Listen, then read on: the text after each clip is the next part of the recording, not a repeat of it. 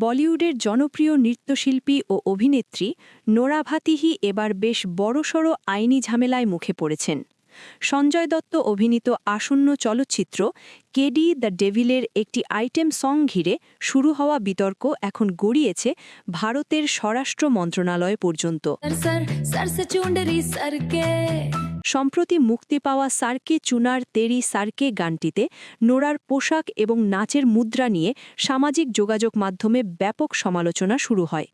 অভিযোগ উঠেছে যে গানটির কথা ও চিত্রায়ন ভারতীয় সংস্কৃতির সাথে সাংঘর্ষিক।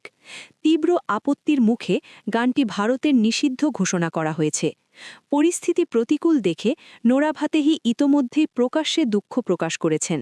তার দাবি, গানটি প্রায় ৩ বছর আগে কন্নড় ভাষায় শুটিং করা হয়েছিল। শুটিংয়ের সময় তিনি আপত্তিকর কিছু অনুভব করেননি। তবে হিন্দি সংস্করণটি দেখার পর কিছু অংশ তার কাছেও অস্বস্তিকর মনে হয়েছে। অভিনেত্রীর ভাষ্যমতে তিনি নির্মাতাদের এ বিষয়ে জানালেও তারা কোনো ব্যবস্থা নেননি। ক্ষমা চেয়েও আপাতত স্বস্তি পাচ্ছেন না এই মরক্কান সুন্দরী। ১০ জন আইনজীবীর একটি প্রতিনিধি দল কেন্দ্রীয় স্বরাষ্ট্র মন্ত্রণালয়ে নোরার বিরুদ্ধে লিখিত অভিযোগ জমা দিয়েছেন। তাদের অভিযোগের মূল পয়েন্টগুলো হল, নোরা ক্রমাগত এমন সব কাজ করছেন যা অশালীন এবং সামাজিক মূল্যবোধের পরিপন্থী। এ ধরনের উপস্থাপনা নারীর মর্যাদাহানি করছে এবং তরুণ প্রজন্মের ওপর নেতিবাচক প্রভাব ফেলছে।